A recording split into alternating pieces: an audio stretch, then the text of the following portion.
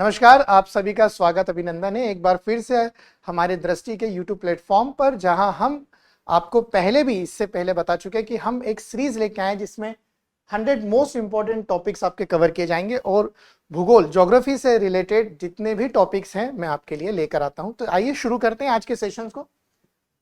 आज हम क्या क्या देखने वाले हैं, तो आज हम आप बात करेंगे सूर्य तप व उष्मा बजट, मतलब अगर हम बात करें इंसोलेशन क्या होता है उसे समझाएंगे, और हीट बजट किस तरह से काम करता है। इसमें हम अगली कड़ी में देखेंगे एल्बिडो कि एल्बिडो क्या होता है और उसका अलग अलग वस्तुओं के एल्बिडो के प्रभाव की बात करेंगे।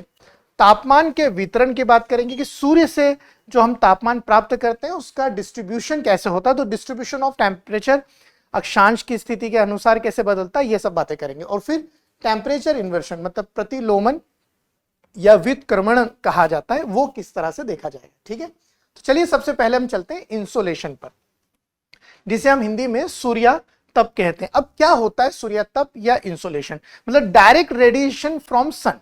अगर हम बात करें डायरेक्ट रेडिएशन फ्रॉम सन, देखिए सूर्य क्या है, सूर्य जो है यह आंख का गोला है, आपको मालूम है। सूर्य से लगातार विकिरण होता रहता है, ठीक है। तो सूर्य से निकलने वाली ऊष्मा का सीधे पृथ्वी तक आना ही कहा जाता है सूर्य तप। क्या कहा जाता है? सूर्य तप। तो सूर्य से विकिरित, ठीक है, ऊर्जा का, सूर्य से विकिरित ऊर्जा का पृथ्वी पर पहुंचना सूर्य तप कहा जाता है।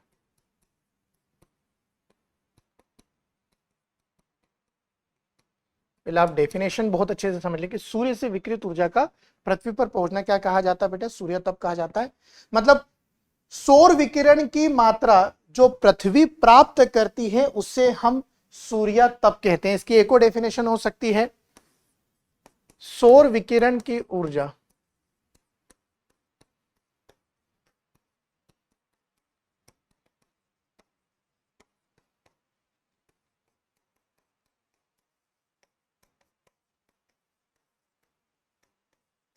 सूर्य तप। पृथ्वी के जितने भी कार्य हैं, मतलब 99.99 अगर हम बात करें, सब इसी ऊर्जा से ही संभव हो पाते हैं। तो याद रखिएगा आप कि इंसोलेशन क्या है? The amount of solar energy received by earth. तो आप देखेंगे कि अब सूर्य तप हर जगह एक समान नहीं रहता। अगर हम सूर्य तप की बात करेंगे, इंसोलेशन की बात करेंगे, तो हर जगह समान नहीं रहता। It varies according to the position and places. ठीक है, अगर हम बात करें कि क्या होता है कि सूर्य की किरणों का सापेक्ष तिरछापन, तो देखिए बहुत अच्छे से समझेंगे हम। जब हम पृथ्वी की बात करते हैं तो ये हो गई भूमध्य रेखा, कर्क रेखा उत्तरी गोलार्ध में और दक्षिणी गोलार्ध में मकर रेखा, मतलब equator line, cancer and Capricorn, और ऊपर आपको ध्रुव मिलते हैं, यह उत्तरी ध्रुव और यह दक्षिणी ध्रुव। अब यहां आप समझेंगे जब हम ध्रुवों की बात करते हैं, तो सूर्य से आने वाला जो विकिरण है वो यहां सीधे नहीं आता। मतलब यहां पर सूर्य की किरणें लंबवत नहीं पड़ती। तो जहां सूर्य की किरणों का लंबवत प्रभाव रहता है वहां पर सूर्य तप मतलब इंसोलेशन सबसे ज्यादा होता है, और जहां पर सूर्य की किरणें लंबवत नहीं पड़ती, मतलब सापेक्ष तिरछापन बना रहता है, तो वहां पर जो है आप ये देखेंगे कि विकिरण कम हुआ है, तो वहां पर इंसोलेशन भी कम होगा, तापमान कम रहेगा। मतलब सूर्य की लंबवत किरणें ज्यादा सूर्य तप, ठीक है, मतलब इंसोलेशन। मैक्सिमम इंसोलेशन आपको कहां मिलेगा? ये आपको याद रखना है, भूमध्य रेखा, कर्क रेखा और मकर रेखा। जैसा कि हम जानते हैं कि भूमध्य रेखा पर सूर्य तप सबसे ज्यादा होता है। कब? यहां पर आपको याद रखना है 21 मार्च और 23 सितंबर की बात होगी। वहीं कर्क रेखा पर सबसे ज्यादा कब होगा? 21 जून, क्योंकि सूर्य की किरणें लंबवत यहां पड़ती हैं। वहीं मकर रेखा की बात करेंगे तो 22 दिसंबर दक्षिणी गोलार्ध में। ठीक है, क्लियर है? ये आपको ये डेट्स याद रखनी है। सूर्य की किरणें जब लंबवत होगी, जहां जहां लंबवत होगी वहां जो है विकिरण ज्यादा होगा, मतलब सूर्य का ताप जो है सबसे ज्यादा है, तो सूर्य ताप सबसे ज्यादा रहेगा, इंसोलेशन सबसे ज्यादा रहेगा। वहीं ध्रुवों पर ये तिरछेपन के कारण सबसे ज्यादा दूरी तय करती है, मतलब जब हम स्लांट की बात करेंगे, तिरछेपन की बात करेंगे, सबसे ज्यादा दूरी तय करने के कारण यहां पर अगर हम सूर्यातप की बात करेंगे तो सबसे कम होगा बेटा, सबसे कम होगा, सबसे कम यहां पर भी और यहां पर भी सबसे कम। ठीक है, ये दोनों चीजें आपको याद रखना है। फिर दिन की अवधि, ये भी आपको याद रखना है कि जहां दिन ज्यादा रहेगा वहां पर सूर्याताप की अगर बात करेंगे तो वो भी ज्यादा रहेगा, जहां दिन छोटे होंगे वहां पर सूर्यतप की बात करेंगे वो कम होगा। जैसे दिन की अवधि भूमध्य रेखा को छोड़कर, भूमध्य रेखा को छोड़कर उत्तरी गोलार्ध व दक्षिणी गोलार्ध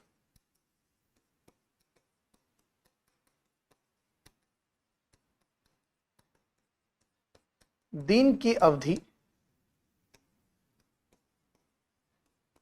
कम ज्यादा होती है,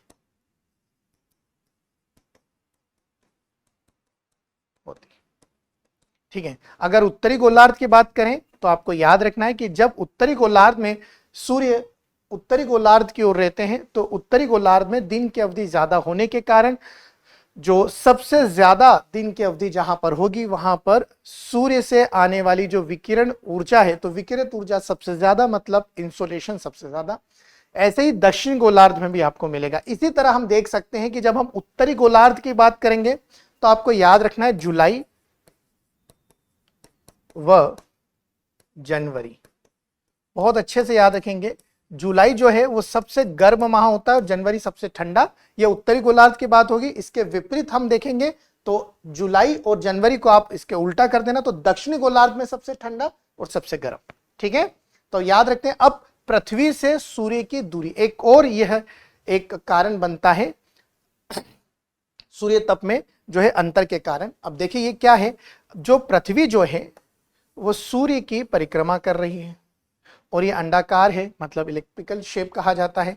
तो एक ऐसी स्थिति बनती है जब वो सबसे ज्यादा और सबसे नजदीक वाली स्थिति होती है। एक आती है बेटा उपसौर की स्थिति और एक होता है बेटा अपसौर की स्थिति। हम देख चुके हैं। अपसौर मतलब आपका बनता है 4 जुलाई को बनता है जब सबसे ज्यादा दूरी होती है, और उपसौर जब 3 जनवरी को यह स्थिति बनती है। तो जब पृथ्वी सूर्य के सबसे करीब होगी तो वहां से निकलने वाली विकिरित ऊर्जा जो होती है, जो वहां से निकलने वाला रेडिएशन है, वो ज्यादा पृथ्वी पर पहुंचता है। तो अब ये कह सकते हैं कि जब उपसौर वाली कंडीशन होती है तो विकिरण ज्यादा मिलेगा, मतलब ज्यादा इंसोलेशन, और जब अपसौर वाली स्थिति होगी तो विकिरण कम। ठीक है, पेरिहेलियन और एपेहेलियन वाली कंडीशंस की बात हो रही है। ठीक है, नेक्स्ट की बात करते हैं, सौर कलंक क्या है। ठीक है, सौर कलंक, सौर कलंक क्यों हम इसे कनेक्ट कर रहे हैं इंसोलेशन से। अगर हम बात करेंगे सौर कलंक की यदि संख्या ज्यादा है, ज्यादा संख्या, तो ज्यादा सूर्य ताप, मतलब ज्यादा आपको क्या मिलेगा बेटा, इंसोलेशन। आपको याद रखना है क्या मिलेगा, ज्यादा इंसोलेशन आपको याद रखना है। और सौर कलंक की अगर संख्या कम है तो फिर कम इंसोलेशन मिलेगा। क्यों है, अब ऐसा क्यों है, क्या है ये सूर्य कलंक की बात करें या सौर कलंक, इसको सोलर ब्लर कहा जाता है। ऐसा क्या, इनसे, इन सौर कलंक से निकलती है सौर ज्वाला, इन्हीं सौर कलंक से निकलती है।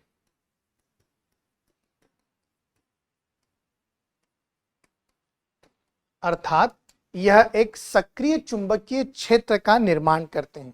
क्या करते हैं बेटा, एक सक्रिय चुंबकीय क्षेत्र।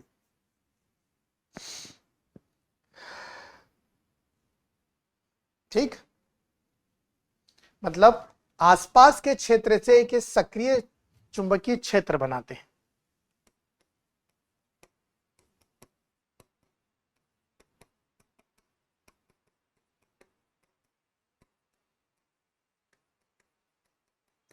जिनका तापमान आसपास के तापमान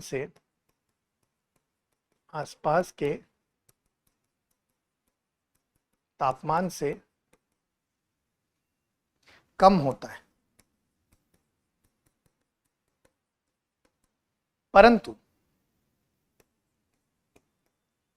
परंतु यह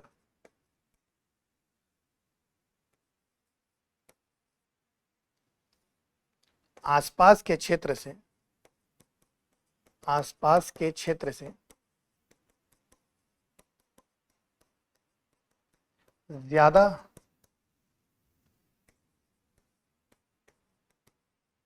चुंबकीय सक्रिय क्षेत्र होते हैं।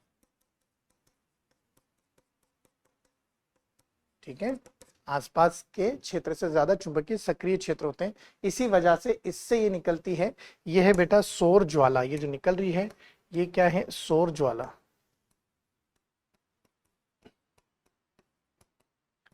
और इसी के कारण जो है सौर कलंक से निकलने वाली सौर ज्वाला के कारण ज्यादा इंसोलेशन होता है। इनकी संख्या कम तो सूर्यताप कम। वायुमंडल के प्रभाव की बात करेंगे बेटा तो प्रकीर्णन हो सकता है। स्कैटरिंग की बात करते हैं। प्रकीर्णन मतलब स्कैटरिंग, ठीक है। अवशोषण मतलब एब्जॉर्प्शन, ठीक है। रिफ्लेक्शन प्रतिकर्षण। ये तीन ऐसे फैक्टर्स हैं, बेटा जिसके कारण सूर्य तप जो है चेंज हो जाता है। ठीक है, clear? Scattering, absorption and reflection बेटा। ठीक है, परावर्तन, रिफ्लेक्शन मतलब परावर्तन। अगर हम बात करें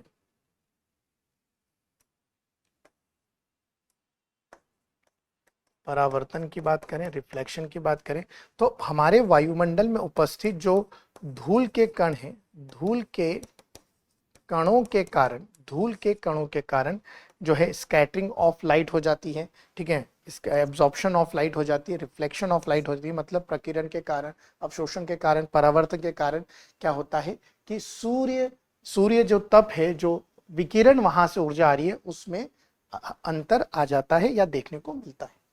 ठीक है, तो ये कहानी हुई हमारे सूर्य तप की, या बात करें इंसोलेशन की। अब हीट बजट क्या होता है, हीट बजट क्या कहलाता है, और क्या है ऊष्मा बजट?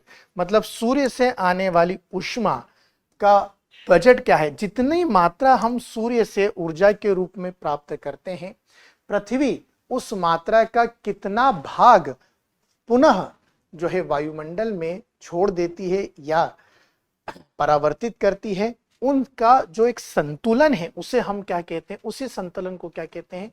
ऊष्मा बजट कहा जाता है।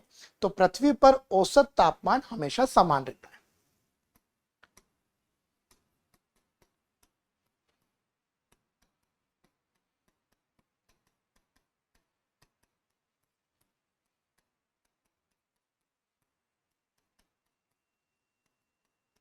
क्या लिखेंगे बेटा? पृथ्वी पर औसत तापमान समान रहता है, एक समान रहता है। पार्थिव विकिरण की बात हो रही है। सूर्य तप व पार्थिव विकिरण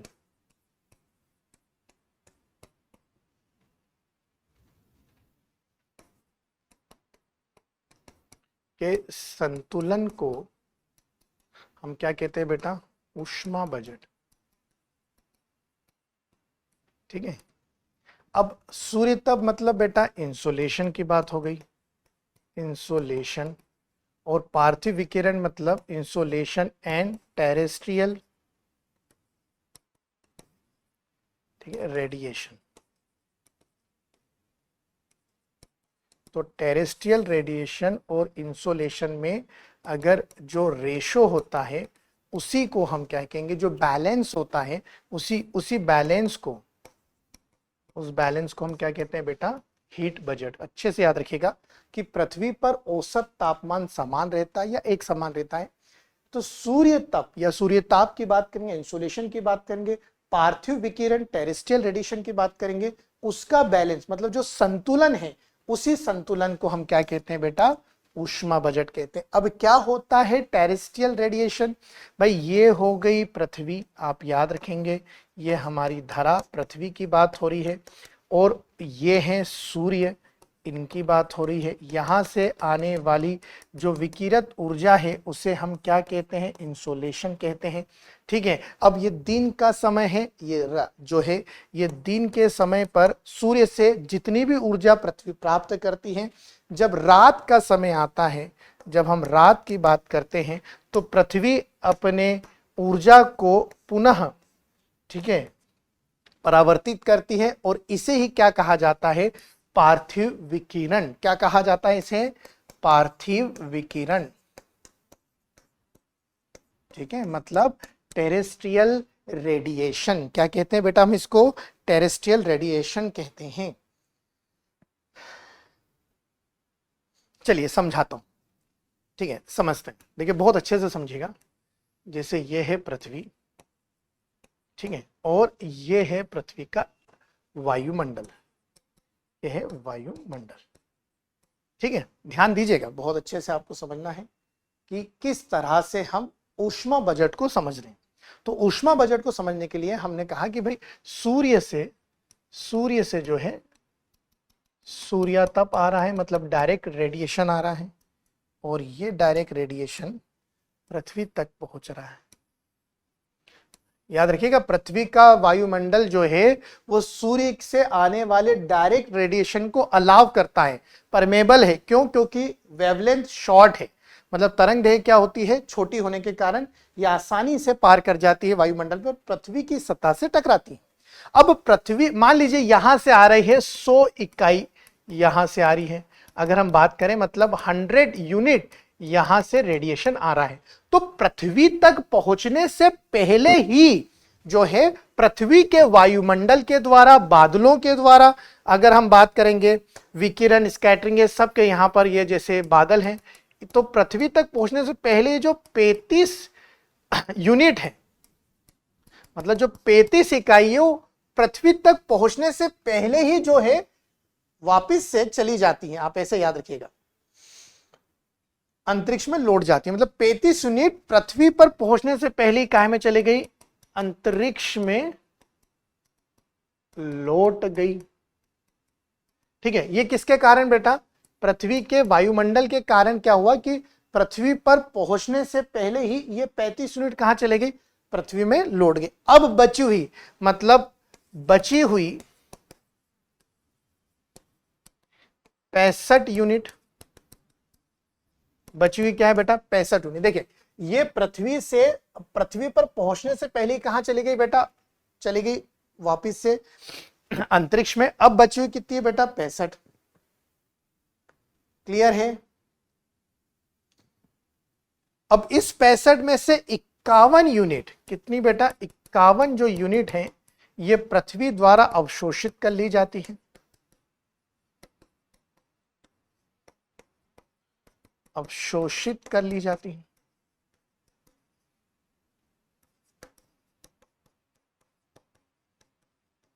इक्यावन यूनिट क्या हो गई, पृथ्वी के द्वारा अवशोषित हो गई। मतलब जैसे 100 यूनिट आई तो पृथ्वी में वायुमंडल में जैसे ही ये इकाई प्रवेश करती है, पृथ्वी से पहुंचने से पहले 35 यूनिट क्या हो गई, अंतरिक्ष में लौट जाती हैं। अब बची हुई 65 में से 51 की हम बात करेंगे, वो पृथ्वी द्वारा क्या हो जाती है, अवशोषित हो जाती है। ठीक है, और इसमें 17 जो इकाइयों विकिरण द्वारा अंतरिक्ष में लौट जाती हैं। अब इसमें से 17 जो है 17 इकाई जो है वो अंतरिक्ष में लौट जाती है बेटा। अंतरिक्ष में क्या हो गई बेटा? लौट गई। अब आपको मालूम है कितनी बची बेटा? 34 यूनिट। कितनी बची? 34 यूनिट। देखिए 65 की बात करेंगे, 51 जो है वो पृथ्वी के द्वारा अवशोषित हो गए। फिर पृथ्वी के पार्थिव विकिरण के कारण भी क्या हुआ, आपने देखा कि 17 इकाई जो है वो पृथ्वी से अंतरिक्ष में लौट गई। अब 34 में से 6 इकाई स्वयं वायुमंडल जो है अवशोषित कर लेता और 9 इकाई संवहन में चली जाती है। वायुमंडल और 9 इकाई जो है संवहन में। वायुमंडल में 9 यूनिट संवहन में, मतलब यहां पर बची हुई यूनिट्स का मैं बता रहा हूं कि 6 और 9 यूनिट का क्या होता है। क्लियर? तो इस तरह से बजट हम बना रहे हैं कि जो 34 है उसमें से 17 इकाई अंतरिक्ष में, ठीक है, बची हुई 6 का संतुलन जो है वायुमंडल में, 9 इकाई जो है संवहन में, ठीक है, और जो 19 है वो गुप्त ऊष्मा। 19 इकाई क्या इकाई में चले गया बेटा? ये गुप्त ऊष्मा में। क्लियर? ये याद रखेंगे। इस तरह से ये बजट होता है कि 100 इकाई जैसे ही पृथ्वी पर पड़ती है, 33 पृथ्वी पर पहुंचने से पहले अंतरिक्ष में लौट गई, 51 पृथ्वी के द्वारा जो है अवशोषित कर ली गई, 17 अंतरिक्ष में वापस लौट गई। फिर 34 में से हमने बात करी कि जो है वायुमंडल में 9, ठीक है, संवहन में 6 जो है वायुमंडल में, ठीक है, और फिर 19 जो है ये कहाँ मिली आपको? गुप्त ऊष्मा में चली जाती। तो इस तरह से ये ऊष्मा बजट जो है कंप्लीट होता है। बात करते हैं सबसे इंपॉर्टेंट फैक्टर की कि एल्बिडो प्रभाव क्या होता है, कि किसी भी पदार्थ का अवशोषित करी गई ऊर्जा को पुनः अंतरिक्ष में परावर्तित करने की क्षमता को हम क्या कहते हैं? अल्बिडो प्रभाव कहते हैं। अल्बेडो प्रभाव की अगर बात करें तो आपको याद रखना है कि वस्तु द्वारा अवशोषित ऊर्जा को या उस पर पड़ने वाली ऊर्जा को पुनः, ठीक है, अंतरिक्ष में भेज देना या लौटाने का परावर्तित करने की क्षमता को क्या कहते हैं? अल्बिडो प्रभाव कहा जाता है। यह पूछा गया है बेटा।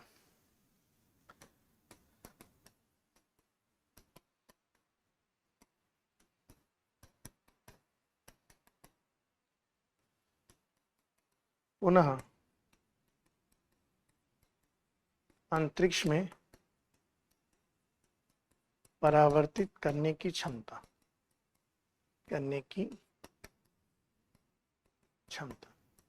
ठीक है। सबसे अच्छा अल्बिडो प्रभाव जो है हीम या आइस का होता है। अगर हम हीम की बात करें, आइस की बात करें, तो सबसे ज्यादा क्या होता है बेटा? अल्बिडो, ठीक है। मतलब आइस अपने ऊपर जितनी भी ऊर्जा जो उसके ऊपर आती है वो सारी ऊर्जा को परावर्तित कर देती है, मतलब रिफ्लेक्ट कर देती है। इसलिए जितने ज्यादा ग्लेशियर हमारी पृथ्वी पर होंगे उतना ज्यादा सूर्य से आने वाली ऊर्जा जो है वो पुनः परावर्तित कर दी जाएगी और पृथ्वी का तापमान जो है सामान्य बने रहेगा या लगातार बढ़ेगा नहीं, जो ग्लोबल वार्मिंग हो रही है। मगर होता क्या है, पानी का जो है अल्बिडो है, पानी के अल्बिडो जो है वो कम होता है। यदि बर्फ पिघल कर, ठीक है, पानी में परिवर्तित हो जाती तो उसका अल्बिडो कम है, अर्थात पानी के द्वारा जितनी भी ऊर्जा उसके ऊपर छोड़ी जाती है, अवशोषित होती है, वो परावर्तित उतनी मात्रा में नहीं कर पाता जितनी मात्रा में हिम करता। तो हिम का अल्बिडो सबसे ज्यादा होता है, पानी का कम। ये देखिए सूर्य से आने वाली जो ऊर्जा है, इनकमिंग सोलर रे, तो reflected by the atmosphere, reflected by the cloud, reflected from the earth surface. तो कुछ पृथ्वी ने परावर्तित कर दी, कुछ बादलों ने और कुछ वायुमंडल ने। अब जो एब्जॉर्ब कर दी गई थी कि absorb by the atmosphere, absorb by the cloud and absorb by the land और ओशियन। अब फिर वो क्या करते हैं, जो एब्जॉर्ब हो चुकी एनर्जी है उससे भी रिफ्लेक्ट करते हैं। तो radiated to space from the cloud, radiated directly to the space from the earth and radiation absorb by the atmosphere. तो ये याद रखेंगे कि हम उस प्रभाव की बात कर रहे हैं जो ऊर्जा को पुनः कहां छोड़ देता है, अंतरिक्ष में। तो इसे कहते हैं एल्बिडो इफेक्ट। इससे पृथ्वी अपने अंदर की ऊष्मा को पुनः अंतरिक्ष में छोड़कर ठंडी होती है, ठीक है। और इसी ऊष्मा को जो ग्रीन हाउस गैसेस रहते हैं वो उसे रोक कर पृथ्वी के रात के तापमान को नियंत्रित रखते हैं, ठीक है। अब तापमान के वितरण की बात करते हैं कि सूर्य तप जो हमें प्राप्त हो रहा था, तो उसमें हम देखते हैं कि क्षैतिज वितरण मतलब हॉरिजॉन्टल डिस्ट्रीब्यूशन की बात करेंगे और वर्टिकल डिस्ट्रीब्यूशन की बात करेंगे कि किस तरह पृथ्वी पर तापमान में हमें परिवर्तन देखने को मिलता है। आइए चलिए देखते हैं। जब हम क्षैतिज की बात करते हैं तो सबसे पहले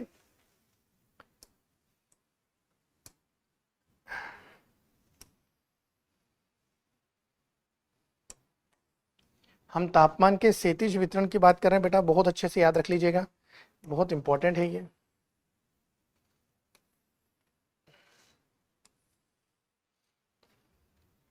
देखिए ये हो गई भूमध्य रेखा,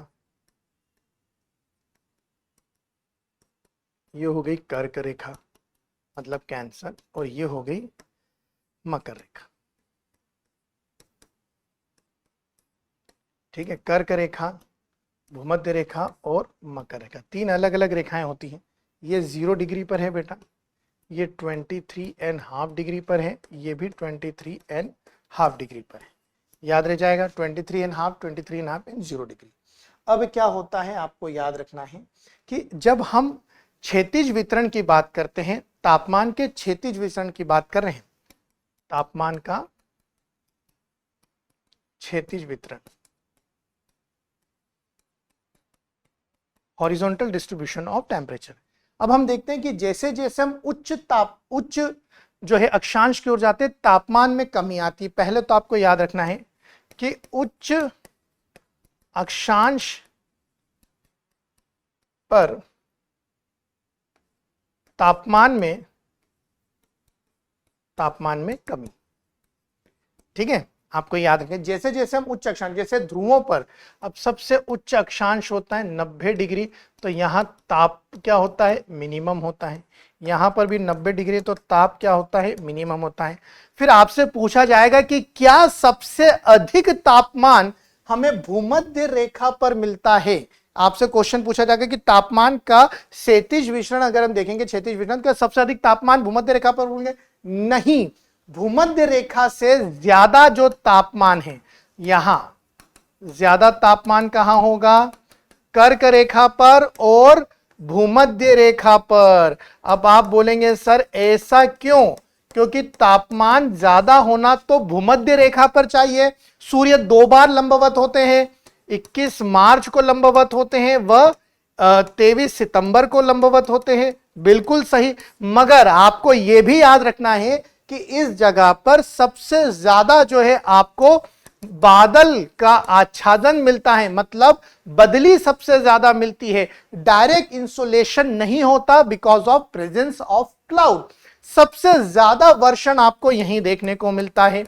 सबसे ज्यादा वर्षण कहां देखने को मिलता है आपको, भूमध्य रेखा पर। उसके कंपैरिजन में हम कर्क रेखा और मकर रेखा की बात करेंगे तो वर्षण की मात्रा कम है, मतलब यहां 200 सेंटीमीटर के आसपास और यहां 100 से 200, इधर भी 100 से 200 सेंटीमीटर की अगर हम बात करेंगे तो कर्क रेखा पर वर्षण की मात्रा कम है।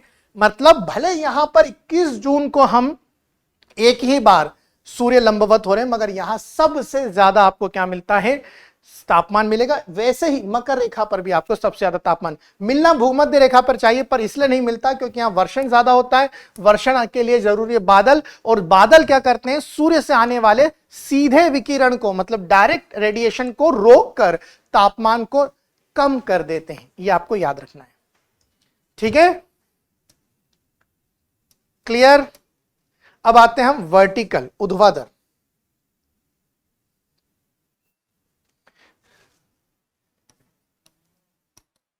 Vertical distribution of temperature. हम ऊर्ध्वाधर तापमान के बात करते हैं कि ऊर्ध्वाधर में क्या होता है। अब आपको याद रखना, आपने लैप्स रेट पढ़ा होगा, एक पढ़ा होगा लैप्स रेट।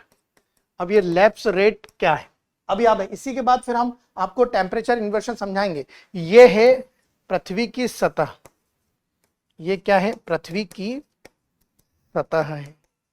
और जैसे जैसे हम पृथ्वी की सतह से ऊर्ध्वाधर गति करते हैं तो हम ये देखते हैं कि 165 मीटर ऊंचाई पर जाने पर, ऊंचाई पर पहुंचने पर हमें 1 डिग्री सेल्सियस तापमान में कमी मिलती है, कमी मिलती है।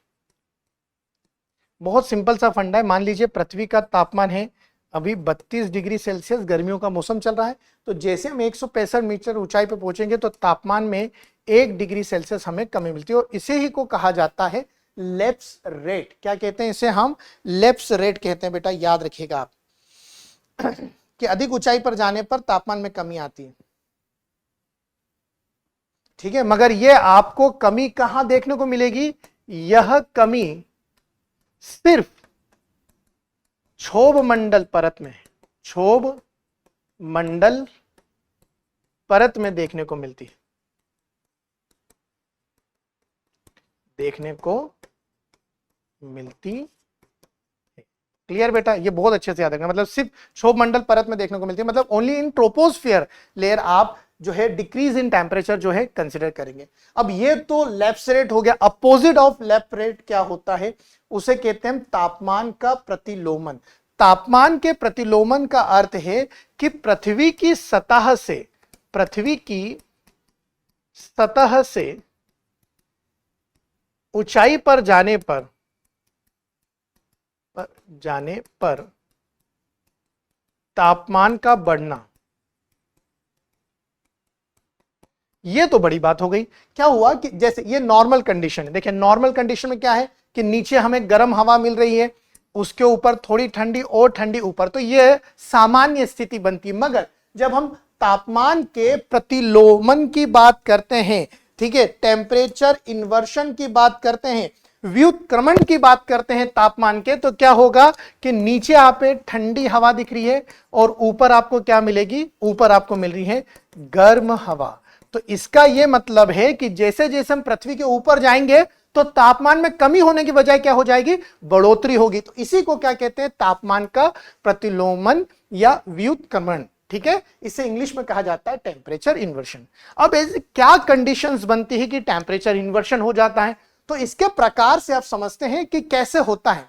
धरातलीय प्रतिलोमन की बात करते हैं, बहुत इंपॉर्टेंट हो जाता है कि सरफेस इन्वर्शन हमें कब देखने को मिलता है। यह हमें मध्य और उच्च अक्षांश में ज्यादा देखने को मिलता है, ऐसा नहीं कि निम्न अक्षांश में नहीं मिलेगा। क्या होता है कि शीतकालीन रात होनी चाहिए, शीतकालीन रात, ठीक है। क्लियर स्काई, मतलब विंटर सीजन चलने चाहिए, विंटर में लॉन्ग एंड कोल्ड आपको नाइट चाहिए। क्लियर स्काई मतलब आसमान बिल्कुल साफ, आसमान साफ चाहिए, ठीक है। और आपको क्या चाहिए यहां पर, शांत वायु, मतलब बिल्कुल एक काम एयर आपको यहां ब्लो करते हुए मिलनी चाहिए।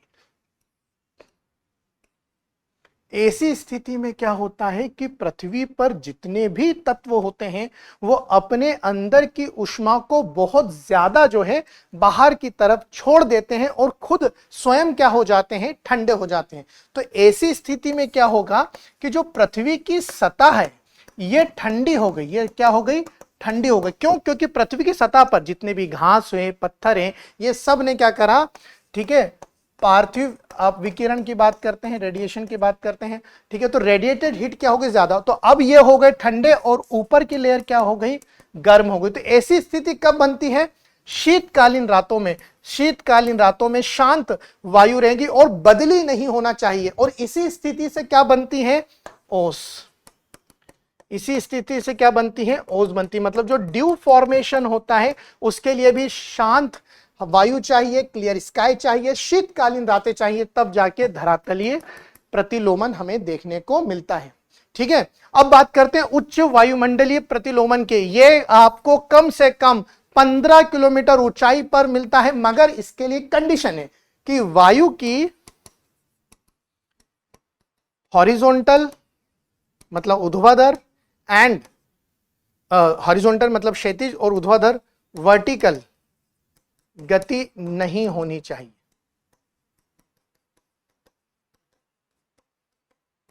ठीक है, ये याद रखेंगे। इसे कहते हैं उच्च वायु मंडलीय प्रतिलोमन, मतलब वायुमंडल में ऊर्ध्वाधर और क्षैतिज गति का अभाव आवश्यक है, तब जाके तापमान स्थानांतरित नहीं होता।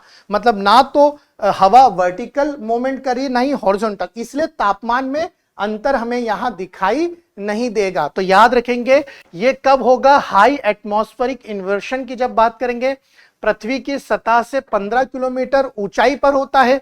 कब संभव है, जब वायु की हॉरिजॉन्टल मूवमेंट एंड वर्टिकल मतलब क्षैतिज और ऊर्ध्वाधर जो एक गतिविधि है वो ना के बराबर हो, तब जाके तापमान में जो अंतर है वो हमें यहां कम से कम मिलेगा, तापमान स्थानांतरित ही नहीं हो पाता। आगे चलते हैं। सबसे बढ़िया माना जाता है एडवेक्शन इन्वर्शन, इसे हम फ्रंटल भी कहते हैं। क्या कहते हैं, फ्रंटल इन्वर्शन, बहुत बढ़िया है। अब फ्रंटल इन्वर्शन क्या होता है वो समझेंगे, हालांकि मैंने डायग्राम लगाया है पर मैं आपको एक बार और समझा देता हूं। अब जब भी हम कहते हैं फ्रंटल इन्वर्शन की बात करते हैं तो याद रखेंगे फ्रंटल इन्वर्शन में क्या होता है कि एक तरफ से आ रही है, ये लीजिए गर्म वायु, ये क्या आ रही है, गर्म, और यही गतिशील है। गर्म वायु क्या है, गतिशील है, याद रखेंगे, मतलब यही हलचल यही कर रही है। और एक तरफ से आ रही है शीत वायु,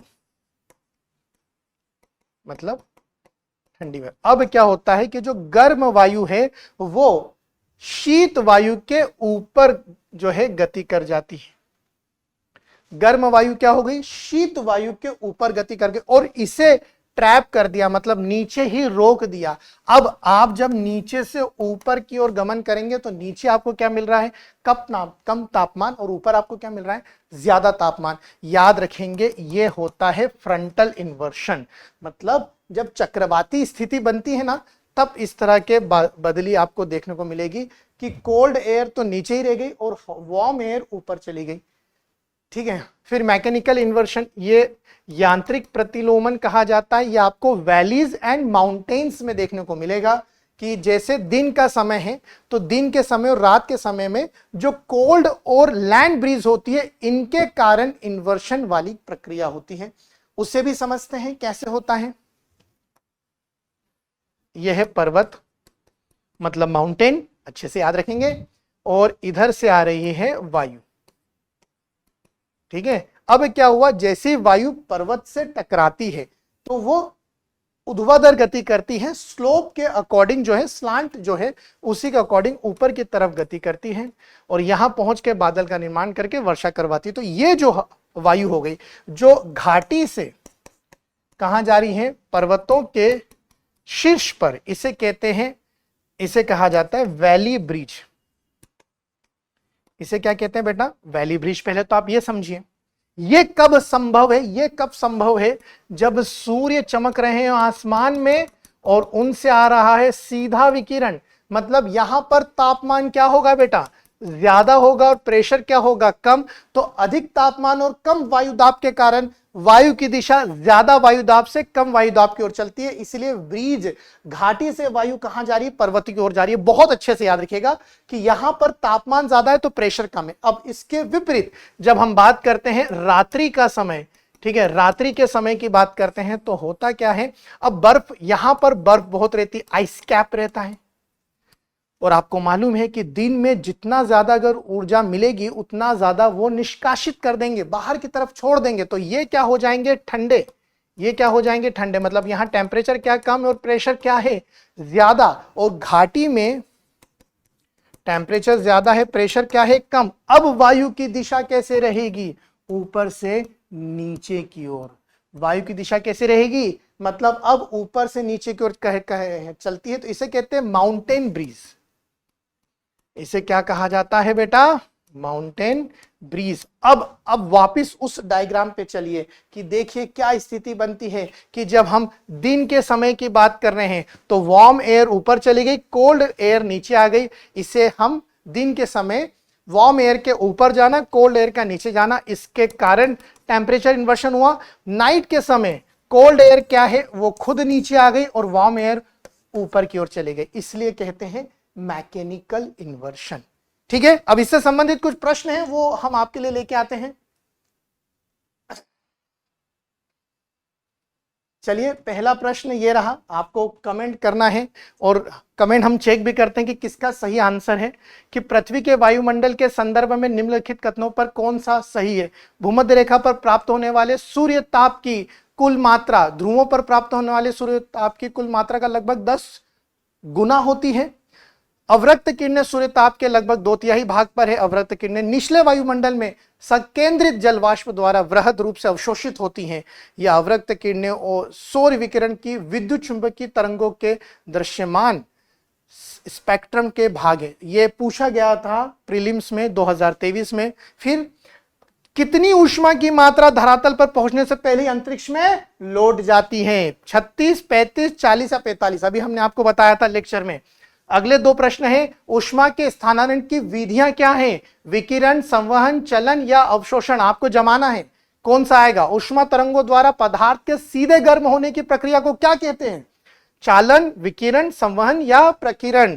निम्नलिखित कथनों पर विचार करिए। सौर विकिरण की परावर्तित मात्रा को पृथ्वी का अल्बिडो कहते हैं। अणुओं की सक्रियता तथा बिना किसी गतिशीलता के कारण गतिशीलता के ऊष्मा के स्थानांतरण की विधि का चालन कहलाती है। 1, 2, दोनों या दोनों नहीं? आशा करता हूं आपको सेशन बहुत मजेदार लग रहे होंगे। अगले सेशन में मिलेंगे और नए टॉपिक को डिस्कस करेंगे। जय हिंद, जय Bharat. Thank you so much. अब एग्जाम की तैयारी को और बेहतर करने के लिए हमारे चैनल को लाइक, शेयर और सब्सक्राइब करना ना भूलें।